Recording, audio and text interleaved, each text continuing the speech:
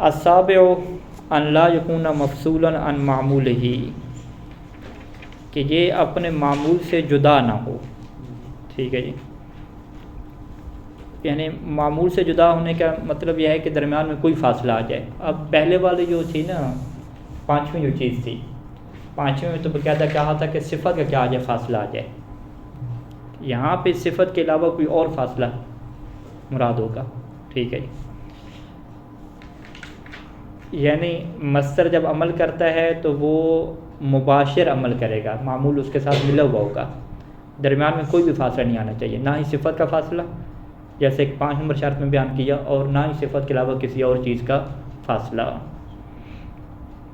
ولہذا الرد، اسی وجہ سے نحویوں نے رد کر دیا علی من قال فی، کہ جس نے یہ بات کہی اس آیت میں یوم تبلی السرائر میں، کہ انہ معمول لرجعہ، کہ یہاں پہ جو یوم ہے یہ لرجعہ، جو شروع میں رجعی آیا اس کا معمول بن رہے ہیں.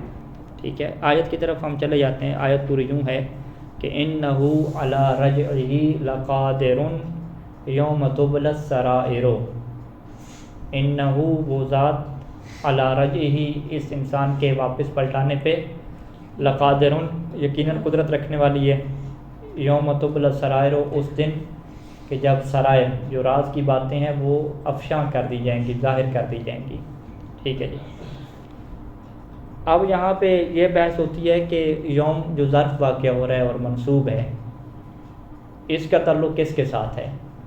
ٹھیک ہے، پہلی والی آیت مسلم نہیں لکھی، پہلی والی آیت کا آپ ٹکڑا لکھ لیں کہ انہ علی رجعہ لقادر، یہ ٹکڑا آپ لکھیں گے تو پھر بات کیا ہوگی، واضح ہوگی. ہاں آگے لکھا ہوا ہے،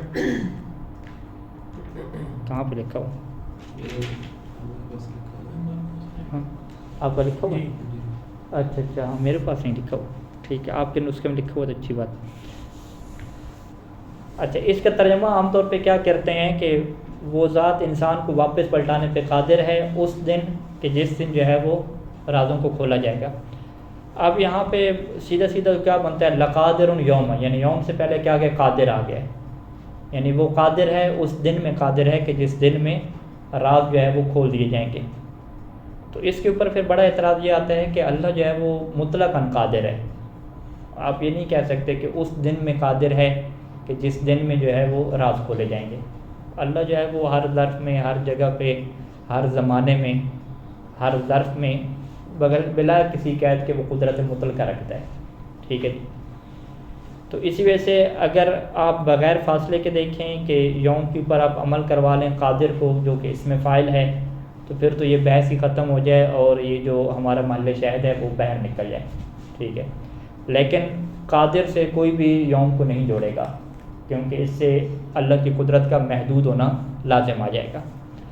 لہذا اس کو پھر کس کے ساتھ جوڑیں گے، اس کو جوڑیں گے علی رجعہ کے ساتھ جوڑیں گے کہ انہ علی رجعہ، کہ وہ انسان کے واپس پلٹانے پر. کس دن واپس پلٹانے پر، یوم تبلی السرائر، کہ اس دن کے جب رازوں کو کھول دیا جائے گا، یعنی قیامت کے دن. یعنی وہ اللہ کی ذات اس انسان کو قیامت کے دن واپس پلٹانے پر آگے کیا کہہ دیں گے، قادر ہے. یعنی واپس پلٹانے کا تعلق کس سے بنے گا، اسی یوم سے بنے گا، یعنی اس دن میں واپس پلٹانے. ٹھیک ہے، تو دن کا تعلق کس سے ہو گیا، ظرف کا تعلق کس سے ہو گیا، رجعی سے ہو گیا، کہ اللہ نے واپس پلٹانا ہے اس دن میں. اور قدرت کیا ہوگی، قدرت مطلق ہوگی. ٹھیک ہے، قدرت کو کسی دن کے ساتھ نہیں جوڑا گیا. تو ہم کیا کہیں گے کہ اللہ اس کے پلٹانے پہ قادر ہے. ہاں بھی کب پلٹانا ہے، کس دن پلٹانا ہے، بتاؤ جی، معین کرو. ابھی واپس پلٹانا ہے، قیامت میں واپس پلٹانا ہے.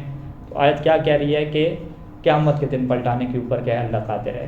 ٹھیک ہے، تو اس سے کہتے ہیں کہ چونکہ قادر کے ساتھ ہم نے تعلق نہیں جوڑا، اگرچہ اردو میں کیا ہے ایک جیسا جملہ بن جاتا ہے، اردو میں زیادہ فرق نظر نہیں آتا، لیکن اس کو دقت کے ساتھ یہ دیکھا جاتا ہے کہ چونکہ قادر کے ساتھ اس کو ہم نے تعلق نہیں جوڑا، یعنی یہ قادر کے لیے ظرف واقعہ نہیں ہو رہا، بلکہ رجعی کے لیے کیا واقع ہو رہا ہے، ظرف واقع ہو رہا ہے. تو اب جب یہ رجعی کے لیے ظرف واقع ہو جائے گا تو اس کا کیا مطلب ہے کہ رجع تو کیا مصدر ہے، تو اس مصدر نے جو ہے وہ عمل کیا یوم کے اوپر، جبکہ درمیان میں فاصلہ کس کا آ گیا، اللہ قادر، ان کا فاصلہ آ گیا.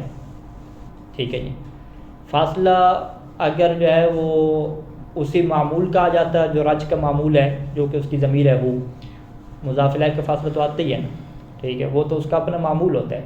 معمول کا فاصلہ تو آتا رہتا ہے، لیکن لقادر جو رجعی کا جو ہے وہ کیا کہتے ہیں، معمول نہیں ہے، ٹھیک ہے جی۔ انہو لقادر، بلکہ قادر کس کے لیے معمول ہے، انہو کے لیے، انہو کے لیے، یہ انہ کے لیے کیا واقع ہو رہا ہے، خبر واقع ہو رہا ہے، ٹھیک ہے، تو اس کا تعلق رجعی سے ہے ہی نہیں، انہو لقادر، پھر علی رجعی کیا ہے، اسی علی جار مجرور اسی قادر کے کیا ہو جائے گا، متعلق ہو جائے گا، ٹھیک ہے۔ تو بس سارے کے سارے جو مترجمین ہیں جو ترجمہ کر رہے ہیں اردو میں، وہ یہی ترجمہ کر رہے ہیں کہ وہ اس انسان کو اس دن پلٹانے پہ قدرت رکھتا ہے کہ جس دن جو ہے وہ رازوں کو آزمایا جائے گا، رازوں کو کھول دیا جائے گا۔ تو اس کو مصنف کہتے ہیں کہ اس کو ہم رد کرتے ہیں، ٹھیک ہے۔ کیوں رد کرتے ہیں؟ کیونکہ رجعی جو ہے یہ فاصلہ جب آ گیا تو اب یہ عمل نہیں کر سکتا۔ شرط کیا ہے کہ ان لا یکون مفصولا عن معمولہ، کہ مصدر اپنے معمول سے فاصلہ نہ رکھتا ہو، معمول اور مصدر کے درمیان کوئی فاصلہ نہیں آنا چاہیے، جب یہاں پہ فاصلہ آ گیا، ٹھیک ہے۔ یعنی ولہذا رد علماء نحو نے رد کیا علی من قال فی یوم تبلی السرائر انہ معمول لرجعہ، جو یہ کہتے ہیں کہ یہ یوم جو ہے نا، یوم تبلی السرائر میں یوم جو ہے یہ معمول ہے رجعی کے لیے، اس کو رد کر دیا۔ کیوں؟ لأنہ قد فصل بینہما بالخبر، کیونکہ بینہما یوم کے درمیان اور مصدر کے درمیان، یعنی رجع یہی کے درمیان اور یوم کے درمیان فاصلہ کس کا آ گیا ہے، خبر کا آ گیا۔ کس کی خبر کا؟ انہ کی، انہ لقادر۔ تو پھر ہم کیا کہیں گے کہ یہ کس کے متعلق ہے؟ پھر یعنی آپ کے پاس کیا بچا؟ رج کے جب متعلق نہیں کہ تو قادر کے متعلق کریں گے، قادر کے متعلق کریں گے تو پھر وہی اعتراض آ جائے گا، ٹھیک ہے، کہ آپ پھر قدرت کو کیا محدود کر رہے ہیں کہ اللہ اس دن میں کیا قدرت رکھتے ہیں، ٹھیک ہے۔ تو اس کا یہ جواب دیا جائے گا کہ اس سے قدرت کا محدود ہونا لازم نہیں آتا، ٹھیک ہے، کیونکہ یہ کیا ہے، خبر دی جا رہی ہے کہ اللہ اس دن میں کیا قدرت رکھتا ہے۔ تو اس سے ہم قانون کیا کہتے ہیں کہ اس بات تو شیء نفی معادہ نہیں ہوتی، کہ ایک چیز کو ثابت کرنے سے دوسری چیز کی نفی نہیں ہوتی۔ جیسے فرض کریں کہ ایک بندہ یہ کہتا ہے کہ میں جو ہے وہ قدرت رکھتا ہوں کہ یہ بالٹی اٹھا کے وہاں پہ رکھ دوں، ٹھیک ہے، تو اس کا یہ مطلب نہیں ہے کہ اس بندے کے پاس کرسی اٹھانے کی قدرت نہیں ہے۔ کیوں؟ اس نے کہا ہے کہ میں بالٹی اٹھا کے اس کمرے میں فلاں جگہ پہ رکھنے کی پر قدرت رکھتا ہوں، انہوں نے یہ بات کی نا کہ اس کمرے میں یا اس حمام میں یہ بالٹی اٹھا کے دوسری جگہ پہ رکھنے کی قدرت رکھتا ہوں، تو اس سے نفی ثابت نہیں ہوتی کہ وہ باقی چیزوں پہ قدرت نہیں رکھتا۔ تو ہم کیا کہیں گے، اگر بالٹی اس کمرے میں نہ ہو، سین میں اٹھا کے رکھتی ہو تو پھر اس کے اوپر بھی وہ قدرت رکھتے ہیں، ٹھیک ہے، وہ محدود تو نہیں کر رہا۔ تو لہٰذا ہم یہ کہتے ہیں کہ یہاں پہ جو آپ کہہ رہے ہیں کہ قدرت محدود ہو جائے گی، تو قدرت کی محدود کے اوپر آپ کی دلیل کیا ہے؟ فقط خبر دینا ہے۔ تو خبر جب دی جائے کسی واقعے کے متعلق تو اس سے دوسرے واقعے کی نفی نہیں ہو جاتی۔ تو لہٰذا سیدھا سیدھا جو ہے مصنف کی تعبیر کے مطابق رجعی کو آپ عمل نہیں کروائیں گے، بلکہ لقادر کو کیا کروائیں گے، عمل کروائیں گے، ٹھیک ہے۔ اچھا، کچھ لوگوں نے پھر اس کی یوں تعویل کی کہ جی ہم قادر کو عمل کروائیں گے تو وہ محدود ہو جائے گا، تو لہٰذا ہم اس کو جو ہے وہ عمل قادر کو نہیں کرواتے، بلکہ یہاں پہ ایک فعل معذوف مان لیتے ہیں جو یوم کے اوپر کیا عمل کرے گا، اور وہ فعل معذوف کیا ہو جائے گا، وہ رجع کی طرح، ٹھیک ہے، کیونکہ فعل معذوف مانیں گے تو عمل کرے گا نا، مصدر معذوف تو عمل نہیں کرتا، تو وہ کہ پھر کیا کرتے ہیں، یرجعہ یوں لے کر آتے ہیں، یعنی یوم کی وہ ترکیب میں کیا کہتے ہیں کہ یوم مفعول فی، یعنی ظرف واقع ہو رہا ہے، کس کے متعلق ہے، وہ رجعی کے متعلق نہیں کرتے، وہ کہتے ہیں یہ متعلق ہے فعل معذوف کے، یعنی انہ کیسے بنے گی آیت، انہ علی رجعہ لقادر، پھر آگے وہ معذوف کیا مانیں گے، یرجعہ یوم تبلی السرائر، تو یرجعہ کو وہ کیا مانتے ہیں، معذوف مان لیتے ہیں۔ تو وہ یرجعہ کی معذوف ماننے کی طرف کیوں گئے ہیں؟ کیونکہ وہ یہ کہنا چاہ رہے تھے کہ ہم قادر کے ساتھ اس کا تعلق نہیں جوڑ سکتے، اور ان کے ذہن میں یہ اشکال ابھی تک پھنسا ہوا ہے کہ اگر تعلق جوڑیں گے تو اللہ کی قدرت کیا ہو جائے گی، محدود ہو جائے گی، ٹھیک ہے، تو اس وجہ سے یرجعہ کو کیا متعلق کریں۔ ایک تیسرا نظریہ بھی موجود ہے کہ یوم کو جو ہے وہ اگلی آیت میں جو ناصر آ رہا ہے نا اس کے کیا متعلق کر دیں، ٹھیک ہے، وہ عجیب سا معنی بن جاتا ہے، بہرحال اس کو ہم نہیں چھیڑتے یہاں پہ، تو یہ معنی کیا واضح ہیں۔ تو ہم کیا کہیں گے کہ یوم کے لیے نحوی مشکل کیا ہے کہ یہ رجعی کے متعلق نہیں ہو سکتا، لہذا رجعی کے اس کے متعلق نہ کریں۔ دوسرے نمبر پہ ہم کہیں گے قادر کے پھر متعلق کر دیں، وہ مصدر ہے نہیں، اس میں فاعل ہے، ہم کہیں گے لفظی طور پہ درست ہے لیکن معنوی طور پہ کچھ اشکالات اس کے اوپر پائے جاتے ہیں۔ پھر تیسرے آپشن کیا لیں کہ لہٰذا آپ اسے کیا متعلق کریں، معذوف کے متعلق کریں، اور فعل معذوف وہاں پہ بنا لیں یرجعہ کا، تو اس کے اوپر پھر کیا کوئی اشکال نہیں ہوگا، ٹھیک ہے۔ الثامن، آٹھویں اور آخری شرط کیا ہے مصدر کے عمل کرنے کی، ان لا یکون مؤخرا عنہ، کہ مصدر اپنے معمول سے مؤخر نہ ہو. فعل میں تو یہ چلتا تھا نا، مفعول مقدم ہو گیا، زیدن ضربت کہتے تھے، زیدن ضرب زیدن، زیدن ضرب عمرو، تو زیدن مفعول مقدم، مفعول تو مقدم ہو سکتا ہے نا، فاعل نہیں ہو سکتا نا مقدم. ٹھیک ہے، تو لیکن مصدر میں ایسا نہیں ہے کہ مصدر جو ہے وہ اپنے مفعول سے کیا ہو جائے جی، مؤخر ہو جائے. فعل اپنے مفعول سے مؤخر ہو سکتا ہے لیکن مصدر نہیں ہو سکتا. فلا یجوز، پس یہ مثال جائز نہیں ہوگی کہ اعجبنی زیدن ضربک. ٹھیک ہے جی، زیدن کو مفعول مقدم کہیں کس کا جی، ضربک کا. واجاز السہیلی تقدیم الجار والمجرور، سہیلی نے اجازت دی ہے کہ اگر وہ معمول جار اور مجرور والا ہو، ٹھیک ہے جی، تو وہ کیا ہو سکتا ہے، مصدر کے اوپر مقدم ہو سکتا ہے. ٹھیک ہے، جار مجرور میں اجازت ہے. وَاسْتَدَلَّ بِقَوْلِ تعالیٰ، اور اس نے اللہ تعالیٰ کے اس قول سے دلیل پکڑی کہ لا یبغون عنہا حولا. یہاں پہ جو لفظ حول ہے اس کو ویسے اس میں مصدر کہا جاتا ہے، لیکن اس کو مصدر کے معنی میں بھی لغت میں کہا گیا ہے. حول بمعنی تحویل، تبدیلی. ٹھیک ہے جی، لا یبغون عنہا حولا یعنی وہ اس سے تبدیلی نہیں چاہیں گے. ٹھیک ہے جی، تو بس حول کو یہاں پہ کیا کس کے حکم میں کر دیا گیا، مصدر کے حکم میں کر دیا گیا. یعنی حول کا جو مقام ہے اور جو اسٹیٹس ہے وہ مصدر والا مل گیا. اور عنہا جو جار مجرور ہے وہ کس کے متعلق کر دیا، حول کے کیا متعلق کر دیا. یعنی لا یبغون حولا عنہا یوں بن جائے گا، یعنی لا یبغون تحویلا عنہا یعنی وہ اس سے تحویل یعنی اس سے پھرنے کو نہیں چاہیں گے، اس سے پھر جانا، اس کی تبدیلی. تو حول عن یعنی کسی چیز سے پھر جانا، کسی چیز سے تبدیل ہو جانا. واضح. تو لا یبغون کے متعلق تو نہیں کر سکتے عنہا کو، معنی یہ تو نہیں ہے نا کہ وہ اس کے متعلق نہیں چاہتے، وہ کیا نہیں چاہتے اس کے متعلق. ٹھیک ہے، تو عنہا کا تعلق کس سے بنے گا، حول سے بنے گا کہ وہ اس کے متعلق تبدیلی کو نہیں چاہتے. تو حولا منصوب ہو جائے گا اس وجہ سے کہ یہ لا یبغون کے لیے کیا بن رہا ہے، مفعول بن رہا ہے. ٹھیک ہے، لا یبغون حولا. اور عنہا کس کے متعلق ہو رہا ہے، حول کے. جب حول کے متعلق ہو رہا ہے تو جار مجرور کیا ہوتا ہے، معمول ہوتا ہے. تو بس یہ اس بات کی دلیل ہو جائے گی کہ معمول جو مصدر کا ہے یا جو مصدر کے حکم میں ہے، حول مصدر کے حکم میں، یعنی جو مصدر کے حکم میں تھا اس کا معمول کیا ہو گیا، پہلے آ گیا. وقولہم، اسی طریقے سے عربوں کا یہ قول ہے کہ اللہم اجعل لنا من امرنا فرجا ومخرجا. ٹھیک ہے، فرج کیسے کہتے ہیں، آسانی اور کشادگی، مشکل کا ختم ہو جانا. اور مخرج بھی کسے کہتے ہیں، نکلنے کا سبب. ٹھیک ہے، ایک حل کو کہتے ہیں نا، بھی کوئی مخرج نکالیں، کوئی رائے حل نکالیں. تو دعا کس طرح ہو جائے گی کہ اللہ ہمارے لیے یہ جو ہمارا امر ہے، یہ جو ہمارا معاملہ ہے، اس کے لیے کیا قرار دے، تو کشادگی کو قرار دے اور کوئی نکلنے کا رائے حل قرار دے. ٹھیک ہے جی. آپ یہاں پہ جو ہے وہ من امرنا کو کس کے متعلق کریں گے. ٹھیک ہے جی، تو کہتے ہیں کہ یہ من امرنا کو متعلق کریں گے فرج اور مخرج کے، اور فرج اور مخرج کو مصدر کیا کہیں گے. ٹھیک ہے، یا مصدر کے حکم میں کہیں گے. ٹھیک ہے، یعنی اللہم اجعل فرجن، یعنی اجعل کا تعلق کس سے ہے، فرجن اور مخرجن سے ہے. کہ اے اللہ تو قرار دے ہمارے لیے کشادگی، تو قرار دے ہمارے لیے آسانی. یوں ہو جائے گا.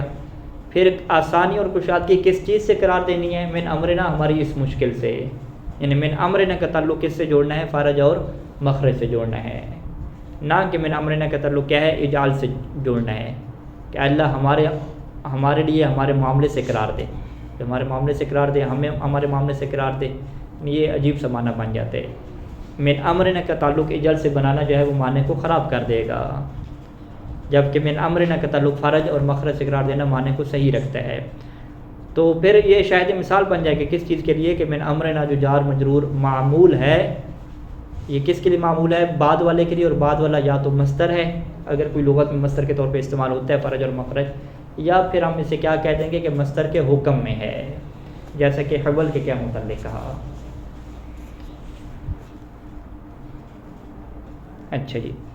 وَيَنْقَسِمُ الْمَصْدَرُ الْعَامِلُ إِلَىٰ ثَلَاثَةِ أَقْسَامٍ. اب یہ جو مصدر عمل کرنے والا ہوتا ہے اس کی 3 قسمیں ہیں. پہلی جو قسم ہے المضاف ہو، کہ مصدر کیا ہوگا؟ مضاف ہوگا. وَإِعْمَالُهُ أَكْثَرُ مِنْ إِعْمَالِ الْقِسْمَيْنِ الْآخِرَيْنِ، اور اس کا اعمال جو ہے وہ بہت زیادہ ہے دوسری دو قسموں کی نسبت سے. اور اس کی دو قسمیں خود، یعنی پہلی قسم کی کیا؟ دو قسمیں. مضاف للفاعل، اسے کیا کہا؟ فاعل کی طرف مضاف ہو، یعنی اس کے بعد جو مضاف الیہ ہوگا وہ کیا واقع ہوگا؟ فاعل واقع ہوگا. فاعل بھی کیا ہوتا ہے؟ مفعول ہوتا ہے. فاعل کیا ہوتا ہے؟ معمول ہوتا ہے. مفعول تو نہیں، معمول ہوتا ہے. وَلَوْلَا دَفْعُ اللَّهِ النَّاسَ، یہاں پہ آپ کیا کہیں گے کہ اللہ کا دفع کرنا لوگوں کو، ٹھیک ہے، تو اللہ کیا ہو جائے گا؟ دفع کے لیے فاعل ہو جائے گا. تو ترکیب میں کیا کہنا چاہیے یہاں پہ کہ اللہ جو ہے وہ فاعل ہے، اور کیا آپ کہیں گے؟ مرفوع ہے. اللہ فاعل مرفوع ہے، لیکن علامت رفع میں آپ کیا کہیں گے؟ وعلامت رفع مقدرۃ منع ظہورها الحرکت المناسبہ. حرکت مناسبہ یہاں پہ آ گیا، الف تو نہیں ہے نا، حرکت مناسبہ، ٹھیک ہے. منعها الکسرۃ للمضاف الیہ، اس کے لیے کیا چیز معنی بنی ہے؟ وہ کسرہ معنی بننا ہے جو مضاف الیہ کی وجہ سے کیا اس کے اوپر آیا ہے، ٹھیک ہے جی. وَأَخْذِهِمُ الرِّبَا، یہاں پہ اخذ کا جو ہے وہ مضاف کیا ہم ضمیر کی طرف، ٹھیک ہے. ہم ضمیر کا اعراب کیا ہوتا ہے؟ محلی ہوتا ہے، تقدیری نہیں ہوتا. تو یہاں پہ آپ کیا کہیں گے کہ ہم جو ہے وہ محلن کیا ہے؟ مرفوع ہے، ٹھیک ہے جی، فی محل رفع ہے. اور علامت رفع کیا ہے اس کی؟ علامت رفع اسی بیان کریں گے، نہیں محل کی تو نہیں بیان کرتے نا. وَأَخْذِهِمْ، ان کا لینا، الربا کس کو لینا؟ سود کو لینا. تو وہ لوگ سود کو لے رہے ہیں نا، ابھی یہ فاعل کی مثالیں بیان کر رہے ہیں، ٹھیک ہے. تو ضمیر کو کیا کہہ دیتے ہیں کہ فی محل رفع ہے. پھر فی محل رفع کہنے کے بعد پہ علامت رفع کی بات نہیں ہوتی نا، ٹھیک ہے. وہ جب آپ کہتے ہیں نا کہ مبنی علی ضم ہے تو وہاں پہ پھر بحث ہوتی ہے کہ ضم جو ہے وہ اس کا مقدرہ ہے یا کون سے والا ہے. جیسے منادہ میں کرتے تھے یا ہؤلاء میں کرتے تھے، واضح. اچھا جی. وقد نہوا عنہ، یعنی واقسم الربا وقد نہوا عنہ، اور انہیں روکا گیا ربا لینے سے. وَأَكْلِهِمْ أَمْوَالَ النَّاسِ، أَكْلِهِمْ ان کا کھانا لوگوں کے مال کو. تو یہ بھی ضمیر کی طرف کیا ہے؟ مضاف ہو رہا ہے، اور ضمیر کیا واقع ہو رہی ہے؟ فاعل واقع ہو رہی ہے. تو یہ تینوں مثالیں کس کی تھیں ہمارے پاس کہ یہاں پہ مصدر مضاف ہو رہا ہے فاعل کی طرح.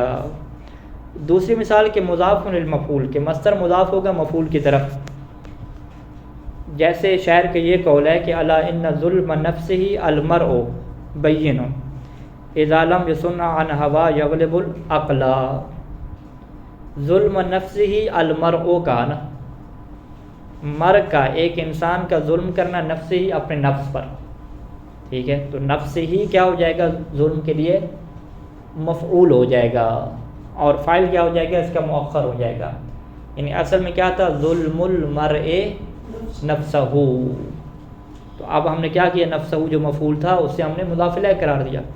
تو ہم نفس ہی کی ترکیب میں کیا کہیں گے کہ نفس جو ہے وہ یہاں پہ مفعول ہے اور منصوب ہے، لیکن علامت نصب جو فتح ہے یہاں پہ مقدر میں چلی گئی ہے، کیونکہ یہاں پہ کسرہ آ چکا ہے مضاف الیہ والا، جو اس کے ظہور سے معنی بن گیا ہے.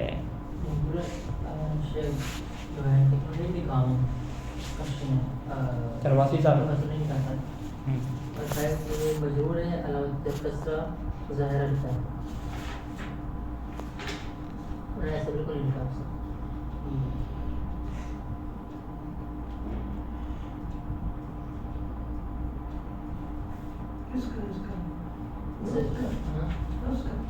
نفس کا جو اعراب ہے، یعنی اصل اعراب تو وہی ہونا چاہیے نا. یہ اعراب کہاں پہ بیان ہوا تھا اس طرح کے؟ پیچھے بیان ہوا تھا کسی جگہ پہ، ٹھیک ہے. ہاں وہی یہ اضافت جو مانوی کی بحث ہے نا، اضافت مانوی کی، وہاں پہ یہ اضافت مانوی اور لفظی کی بحث میں یہ چیز بیان ہوئی تھی کہ اصل اعراب اس کا یہی ہونا چاہیے. وہاں پہ نہیں، مفعول کیا ہوتا ہے؟ جب آپ یہ مان رہے ہیں مفعول ہے تو مفعول تو کیا ہوتا ہے؟ منصوب ہوتا ہے. مضاف الیہ بھی ہے، مضاف الیہ کیا ہوتا ہے؟ مجرور ہوتا ہے. دو اکٹھے ہو جائیں گے. ہاں یہ پیچھے بحث تھی. چلیں اس کو، یعنی اصل میں ہونا اعراب یوں چاہیے، لیکن اس طرح کرتے نہیں ہیں. اس طرح بھی آپ نے کہا کہ ظلم نفسی میں نفسی کا اعراب کیا بنے گا؟ نفسی کو مفعول کہہ دیں گے، لیکن کیا کہہ دیں گے کہ ظلم نفسی مفعول ہے اور مضاف الیہ واقع ہو رہا ہے۔ یہ اللہ کی بات کر رہے ہیں،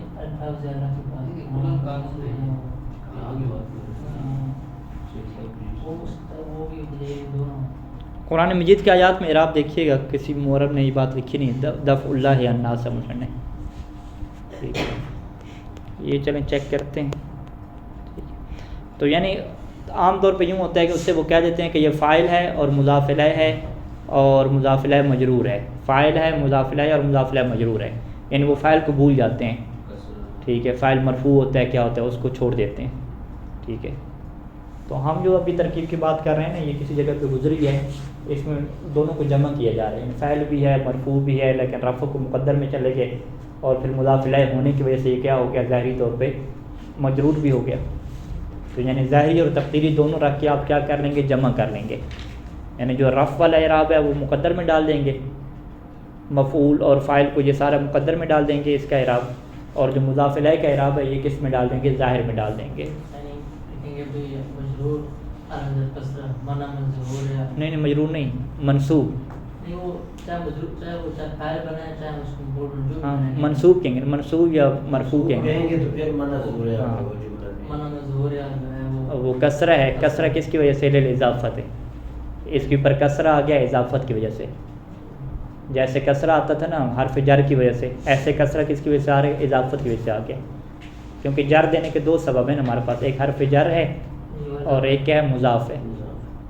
تو یہ اصل اس کی ترکیب پیور یہ ہونی چاہیے، خالص، ٹھیک ہے۔ ظلم نفسی، نفسی کی ترکیب کیا ہونی چاہیے، نفسی یہاں پہ ہم کیا کہیں گے، مفعول ہے ظلم کے لیے، منصوب ہے، علامت نصب کی کیا ہے، وہ فتح ہے، فتح کیا ہے، مقدر ہو گئی ہے، اس کے سے فتح کے ظہور سے کیا چیز معنی بنی ہے، الکسرۃ للاضافہ، اس کے اوپر کسرہ آ گیا، کسرہ کی وجہ کیونکہ اس کے اوپر اضافہ آ گیا، بالکل جیسے حرف جار میں کہتے تھے، حرف جار کو ہم کیا کہتے تھے کہ حرف جار کی وجہ سے اس کے اوپر کسرہ آ گیا نا، وہ کرنا ہے تو یہ کیا جی، منصوب ہے، واضح۔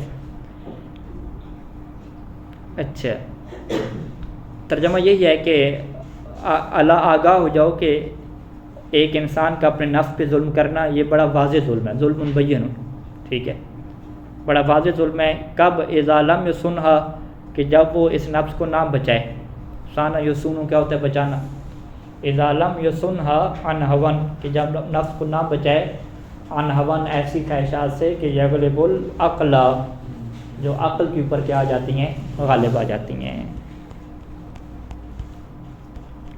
اچھا، اسی طریقے سے جو ہے وہ قول علیہ الصلاۃ والسلام، اسی طریقے سے حدیث میں بھی یہ ہے، ہاں حدیث کی ہے، بلکہ یہ قرآن مجید کی آیت بھی ہے اس طریقے سے، وَلِلَّهِ عَلَى النَّاسِ حِجُّ الْبَيْتِ مَنِ اسْتَطَاعَ إِلَيْهِ سَبِيلًا۔ تو یہاں پہ جو ہے وہ حج، جو قرآن مجید میں حج ہے، حج جو ہے وہ شاید مصدر نہ ہو، لیکن حدیث میں کیا ہے، حج آیا ہے، ٹھیک ہے، حج یحج حجن میں حج کیا استعمال ہوتا ہے، مصدر کے طور پہ استعمال ہوتا ہے، حج البیت یعنی حج مصدر آ گیا جو کہ مضاف ہو رہا ہے کس کی طرف، بیت کی طرف، تو بیت کا حج کرنا، بیت کا حج کرنا، تو بیت کیا واقع ہو رہا ہے، مفعول واقع ہو رہا ہے۔ تو یہ مثال پھر کس کی بن جائے گی کہ یہاں پہ مصدر مضاف ہوا ہے، کس کی طرف مضاف ہوا ہے، مفعول کی طرف، اور پھر من استطاع یہ کہ کیا اس کا واقع ہو جائے گا، فاعل واقع ہو جائے گا۔ اچھا، وہ بیت الکتاب، اسی طریقے سے سیبویہ کی کتاب کا ایک شعر ہے، وہ قول و شاعر ہے، اور شاعر کے یہ قول ہے، تنفی یداہ الحصا فی کل حاجرہ نفی دراہم تنقاد السیاریف۔ اچھا، یہ فرزدق جو شعر ہے، یہاں پہ اس اونٹنی کی وہ صفت بیان کر رہا ہے کہ یہ جو فی کل حاجرتن ہے نا، حاجرتن دوپہر کا جو شدید موسم ہوتا ہے، شدید گرمی کا موسم، تو شدید گرمی کے موسم میں جب اونٹنی اس کی دوڑتی تھی، تیز دوڑتی تھی تپش کی وجہ سے، تو جو کنکریاں ہوتی تھی، حصا جسے کہتے ہیں، پتھر اور کنکریاں، اس کو اپنے جو دونوں اس کے اگلے ہاتھ ہوتے ہیں اس سے مارتی تھی اور اس کو دور کر دیتی تھی، کنکریوں کو، کنکریاں بالکل ادھر ادھر دور جا رہی ہوتی تھیں اور اونٹنی دوڑ رہی ہوتی تھی۔ یعنی تنفی یداہا، یداہا یعنی دونوں ہاتھ کس کے؟ اس اونٹنی کے، اس کے اونٹنی کے دونوں ہاتھ تنفی ہٹا دیتی ہیں، نفی کر دیتی ہیں کس کی؟ الحصا، کنکریوں کی نفی کر دیتی ہیں، فی کل حاجرتن، ہر حاجرہ میں، ہر حاجرہ میں یعنی ہر دوپہر میں۔ اچھا یہاں پہ شاید یہ مثال نہیں ہے کیونکہ یہاں پہ کوئی مصدر نہیں آیا، آگے مصدر آ جائے، نفی الدراہم، نفی کیا آ گیا؟ مصدر آ گیا۔ جیسے کہ دراہیم کو ہٹاتا ہے، دراہیم لفظ ہے تو اس کو دراہیم کیا پڑھا گیا؟ شعر، ضرورت شعری کی وجہ سے، درہم کی جمع کیا ہے؟ دراہم۔ جیسا کہ درہموں کو ہٹاتا ہے، کون ہٹاتا ہے؟ تنقاد السیاریف، سیاریف صرفی کی جمع، صرفی یعنی منی چینجر جسے انگلش میں کہتے ہیں، جو یہی پیسے کا کام کرتے ہیں۔ تو صرفی جیسے جو ہے وہ صرفی کے جیسے تنقاد ہے، تنقاد جو لفظ ہے یہ فعل آپ اسے نہیں کہہ سکتے، ویسے تو انقاد ینقادو سے بنتا ہے نا، لیکن تنقاد و سیاریف فعل کے بعد کسرہ ہی ہوئی ہے نا، تو تنقاد جو ہے وہ خود مصدر ہے نقد سے، ٹھیک ہے، نقدہ کا لفظ ہے۔ نقدہ کا مطلب کیا ہوتا ہے؟ بہت سارے اس کے معنی ہیں۔ اس کا ایک مطلب کیا ہوتا ہے کہ کھوٹے سکے کو کھرے سے الگ کرنا، ٹھیک ہے جی۔ تو اس کا ایک مصدر جو ہے وہ نقدن آتا ہے، اور ایک مصدر کیا آتا ہے؟ تنقاد آتا ہے، ٹھیک ہے۔ تنقاد یعنی خود مصدر ہے، تنقاد فعل نہیں ہے، ٹھیک ہے۔ نفی الدراہیم میں تنقاد السیاریف ہے، جیسا کہ صرفی کا جو تنقاد ہے نا، تنقاد یعنی کھوٹے سکوں کو الگ کرنے کا جو عمل ہے، کھوٹے سکوں کو الگ عمل کرنا ہے، یعنی اونٹنی اپنے دونوں ہاتھوں سے جو حصا ہیں، جو پتھر ہیں، کنکریاں، ان کو ایسے ہٹاتی ہے ہاتھ دوپہر میں، جیسا کہ جو صرفی کھوٹے سکوں کو جب الگ کر رہا ہوتا ہے تو وہ دراہم کو کیا ہے؟ الگ کر رہا ہوتا ہے، ٹھیک ہے۔ تو شاید یہ مثال نفی دراہیم میں ہے، اس میں کیا ہے؟ دراہیم کو الگ کرنا، تو دراہیم کیا واقع ہو جائے گا؟ مفعول واقع ہو جائے گا، ٹھیک ہے۔ نفی الدراہیم میں تنقاد و سیاری پہ، اور تنقاد و نفی کا کیا واقع ہو جائے گا؟ فاعل واقع ہو جائے گا، ٹھیک ہے۔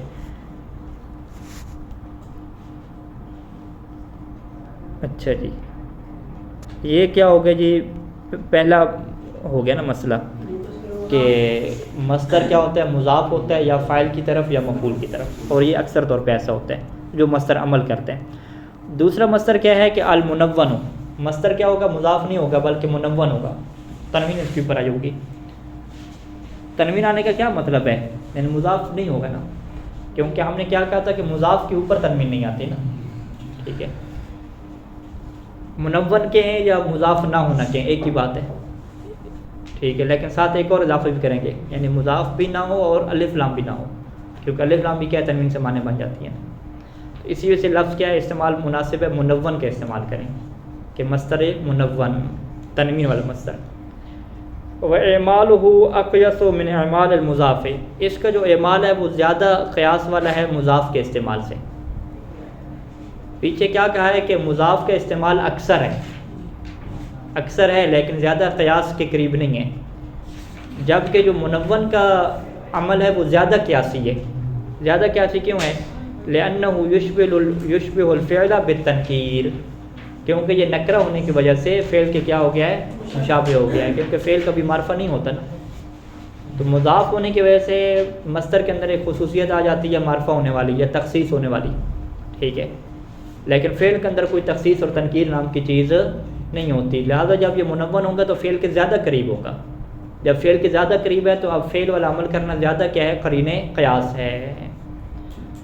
کہ قول تعالیٰ، اس کی مثالیں قرآن میں موجود ہیں، اطعام فی یوم ذی مسغبۃ یتیما، اطعام یتیما یوں ہو جائے گا، تو اطعام یتیما کی تقدیر کیا ہے کہ او ان یطعم فی یوم ذی مسغبۃ یتیما، یہاں پہ اطعام کا ایک تو فی یوم بن جائے گا، جار مجرور اس کے متعلق ہو جائے گا، یعنی اس کا معمول بن جائے گا، اور یتیمن کیا ہو جائے گا؟ اس کے لیے مفعول بہی بن جائے گا۔ تو یہاں پہ اطعام نے کیا کیا؟ عمل کیا ہے، حالانکہ یہ کیا منون ہے۔ تیسرا کیا ہے کہ المعرف بال، کہ مصدر جو ہے وہ معرف ہو ال کے ساتھ تو پھر بھی عمل کرتا ہے، لیکن کہتے ہیں کہ اعمالہ شاذ قیاسا واستعمالا، اس کا جو عمل ہے وہ شاذ ہے، تھوڑا ہے، بہت زیادہ، قیاس کے اعتبار سے بھی شاذ ہے کیونکہ یہ خلاف قیاس ہے، کیونکہ جب یہ معرف ہو گیا تو فعل سے اس کی شباہت کیا ہوگی؟ ختم ہوگی، ٹھیک ہے، فعل کیونکہ معرف نہیں ہوتا، اور استعمال بھی کیا اس کا بہت تھوڑا ہے۔ یہاں پہ ایک ہی شعر مصنف ذکر کرتے ہیں کہ عجبت من الرزق المسیء الہہ ومن ترک بعض الصالحین فقیرا، ٹھیک ہے جی۔ عجبت من الرزق، رزق کے اوپر الف لام لگی ہوئی ہے نا، اس الف لام کو ہٹائیں تو بات واضح ہو جائے گی۔ عجبت من رزق المسیء الہہ، ٹھیک ہے، عجبت من رزق الہہ المسیء، سیدھا کرنا کہ مجھے تعجب ہے کہ اس کا جو الہ ہے، اللہ جو ہے وہ رزق دیتا ہے کس کو؟ مسیء۔ مسیء کسے کہتے ہیں؟ اساء یسیء، برائی کرنے والا، ٹھیک ہے، کہ برے انسان کو وہ رزق دیتا ہے، اور ترک بعض الصالحین فقیرا، اور بعض جو نیک لوگ ہیں انہیں کیا چھوڑ دیتا ہے؟ فقیر چھوڑ دیتے ہیں۔ تو شاہد مثال ہمارے پاس کیا ہے؟ من الرزق، الرزق کیا ہے؟ مصدر ہے، اور اس کے اوپر کیا الف لام ہے، اور اس کے باوجود یہ کیا کر رہا ہے؟ عمل کر رہا ہے۔ کیسے عمل کر رہا ہے جی؟ من الرزق المسیء آپ پڑھیں گے یا مسیء پڑھیں گے؟ ویسے تو مفعول ہے لیکن نہیں، ابھی ہم نے اضافہ کی مثال نہیں لے کر آنی، اضافہ کی مثال پہلے گزر چکی نا۔ ابھی ہم کیا کہہ رہے ہیں کہ یہاں پہ اضافہ نہیں ہو رہا، یعنی ہم کیا پڑھیں گے اس کو؟ عجبت من الرزق المسیء الہہ، یوں پڑھیں گے سیدھا سیدھا، اور پھر اگر آپ اس کو اضافہ کرتے ہیں تو پھر وہ بحث آپ کو لے کر آنی پڑے گی کہ مضاف کے اوپر الف لام کب لگ سکتے ہیں۔ تو وہ تو محدود تھا کہ جب مضاف کیا ہو؟ وصف ہو آپ کا، اس میں فاعل یا اس میں مفعول ہو۔ رزق اس میں فاعل اور اس میں مفعول تو نہیں ہے، لہٰذا یہاں پہ مضاف کا کوئی آپشن نہیں بنتا۔ من الرزق المسیء اگر پڑھا جا رہا ہے تو وہ غلط پڑھا جا رہا ہے، ٹھیک ہے۔ تو اس کو سیدھے سے کیا پڑھیں گے؟ عجبت من الرزق المسیء، اور مسیء کی ترکیب کیا کریں گے کہ مسیء رزق کے لیے مفعول واقع ہو رہا ہے، اور علامت نصب اس کی فتح کیا ہے؟ ظاہری ہے۔ ہاں کہاں پہ؟ جب مضاف ہوتا ہے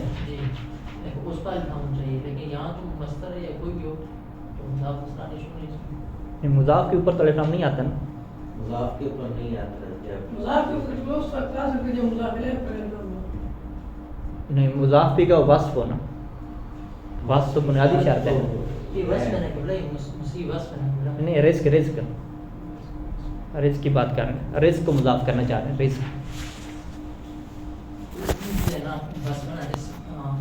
رزق جو ہے رزق، رزق مضاف ہو سکتا ہے یا نہیں ہو سکتا الف لام کے ساتھ، یہ بحث ہے۔ کرواسی نے کیا ترقی کی؟ مسیح لکھا، مسیح لکھا،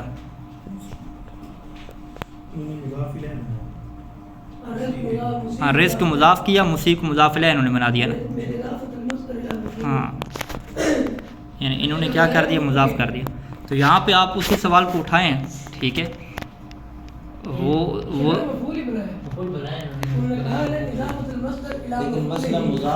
اضاف تو کیا ہے نا، ہماری مشکل کہاں پہ؟ اضافے پہ۔ یہ بات تو طے ہے نا، دیکھیں یہ بات تو طے ہے کہ مسیح کیا مفعول ہی واقع ہو رہا ہے، مفعول واقع ہونے کے بعد کیا یہ اضافہ اس کے اوپر ہوا ہے یا نہیں ہوا نا، یہ بحث ہے۔ تو آپ اس سوال کو دیکھیں کہ رزق کے اوپر الف لام آئی ہے، الف لام مضاف کے اوپر آ جائے تو اس کے مضاف ہونے کی شرطیں تھیں نا، ان شرائط میں سے جو بنیادی شرط کیا تھی کہ وہ وصف ہونا چاہیے نا، کم از کم اگر مصدر ہے تو وصف کے معنی میں ہو، رازق کے معنی میں ہو، تو یہاں رازق کا معنی بھی نہیں بنتا نا، آگے الہ آ رہا ہے واضح طور پہ، ٹھیک ہے۔ تو لہٰذا یعنی شعر کو یوں پڑھنا چاہیے کہ عجبت من الرزق المسیء الہہ، ٹھیک ہے۔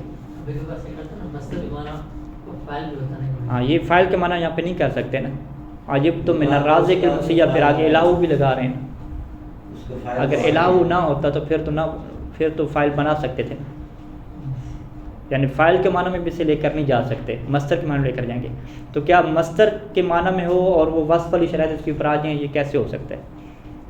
یہ پھر دیکھنا پڑے گا پیچھے، یعنی آپ دیکھیں اس کے اوپر یہ چیز نہیں تھی واضح انشاءاللہ۔